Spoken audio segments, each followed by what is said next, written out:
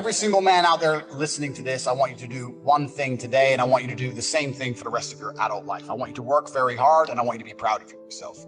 I was 21 years of age. This is not long ago, 21 years of age. Yesterday was my birthday. And me and Andrew, what did we eat on my birthday? KFC. Why did we eat KFC? Because when I was 21, me and Andrew used to have no food. I used to drive my broken Volkswagen Golf to the KFC restaurant in Dunstable, United Kingdom. And I used to sit in my car.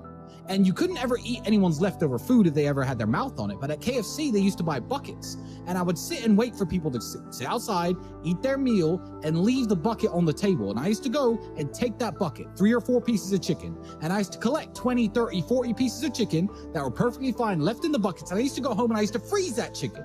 And me and Andrew would break it up, put it in our rice. And that was our meal. That's what sustained us for that hard year, that year we had when I was 21 and you were 22.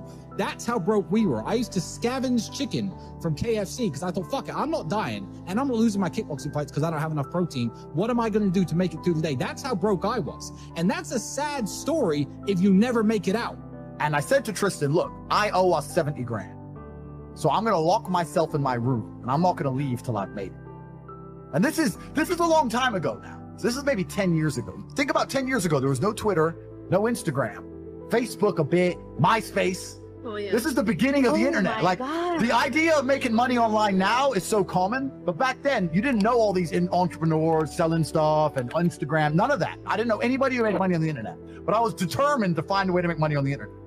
And the story is, and this is a completely true story, I'm sitting with my brother and I'm like, how can we get rich? You know what's amazing? Now I have money. Lots of people always ask me, how do I get rich? And I say, when's the last time you talked about money?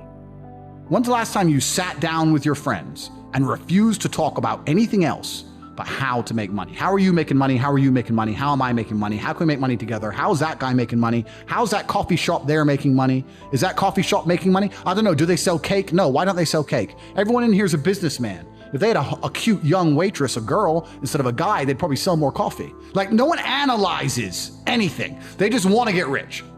It is trained like everything else in life. It is trained. So if you find yourself not appreciating what you have until it's gone, then you must blink and cure your brain. If you find yourself unable to focus or concentrate on tasks, you must blink and cure your brain. If you find yourself unable to go and dedicate yourself to something you don't want to do, you must blink and cure your brain. Because all of our minds have been under constant assault for years.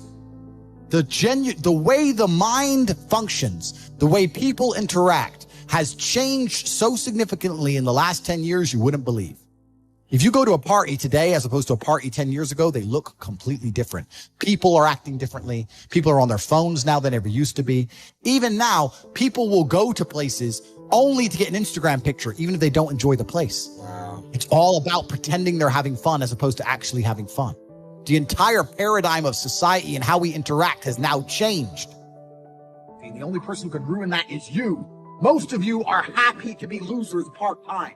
You want to escape. That's why you join. You don't want to be a loser anymore. But then that new video game comes out. I'll just play the video game. I'll just be a loser for 2 more weeks. Then I'll get back to trying to escape the matrix. It doesn't work that way because you jump in and out of complacency from I'm happy to be a loser and do loser things to I can't be a loser anymore. And when you jump in and out, you never get momentum.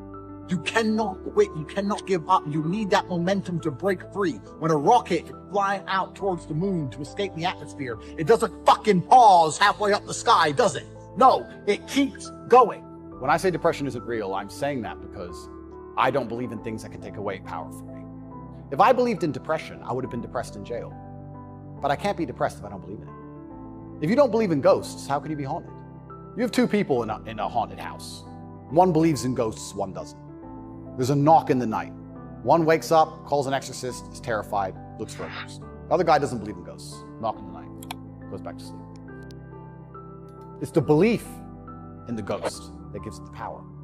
If I don't believe in depression, the number of people who would attack me defending depression, this is why I didn't understand. Right. You say depression isn't real, but depression's ruined my life and it's super real and it ruined my life and I lost my marriage. I'm like, if I told you it wasn't real, you should be coming to me saying, tell me how it's not real. Please help me with my depression. Why are you trying to convince me that it's real? Why are you sticking up for it? And why are you defending depression? And why would I adopt the thinking of someone who's sad? Why would I? You're going to convince me to take your worldview. You just told me your wife left you, you're fat, and you want to kill yourself. And you want me to sit here and go, with my perfect life, and go, you know what? I want to think like this guy.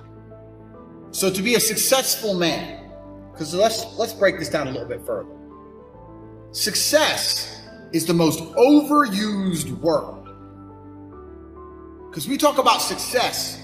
Well, this guy, he's really successful. Not these motherfuckers. So let's say I'm working at a company. Yeah, I'm the big boss. Let's say I'm a guy, I go college, I go university, I go to this company, I work. I become a manager. I'm on $150,000 a year. I got a company BMW, and I wear a suit, and everyone at my job does as I say. By all measures, I'm a success now. But here's the truth. When I leave that company, no one gives a fuck about me. I'm a nobody outside of that one building where I'm a little bit important. Success for a man actually comes in many realms. It's actually nothing to do with being good at your job. So as a man, you have to wake up and think, okay, everything I want, other men want. I have to outcompete every other man to get it. So how am I going to do that? Am I going to do that by living in the moment, ignoring my phone, having a fun picnic? If I'm stressed or I'm frustrated, then I understand it's my time to perform. And I agree that society puts huge pressure on men, and it's time for men to perform. As a man, you either perform or you don't. There's no safety net like there is for females. Females can wake up and say, I don't feel like it. The men who say, I can't feel like it, cannot compete with the men who do not say that. And it is player versus player. The man who goes to the gym every single day, regardless of how he feels, will always beat the man who goes to the gym when he feels like going to the gym. I have a mental health issue today. I'm sad today. I'm stressed today. I'm emotional today. I can't work, because you will lose against the men who don't do that. And the male world is more competitive than you could possibly imagine. And as a man, you have to outcompete the other men who are prepared to get up and do it anyway. That's how it works. There's no such thing as saying, I'm sad, I need 2 weeks off. Not as a man if you want to be important. You have duties. This is how it exists. This is how it's always been. It's difficult, right? Because there's a lot of personal circumstances involved, and it's different addictions do different things, etc. I don't know. I can't imagine truly wanting to quit something and not being able to quit. Like, I could quit cigars today. Like, it wouldn't even plague my mind. Like, if I wanted to quit, I'd quit. I can't imagine a mind frame or a mindset where I want to do something and can't do it. Right. So it's almost difficult for me to answer that question, because if you have that kind of mind, if your mind is so fundamentally broken that you cannot do with your own mind what you want to do, right, you know, like that, then you're just fucked, right? Life is hierarchical. There's always going to be kings and there's always going to be peasants. If you have a mind that you can't control, then you're never going to be a king. You're going to be a peasant. That's your life. You have a peasant's life ahead of you, and that's your destiny. Enjoy.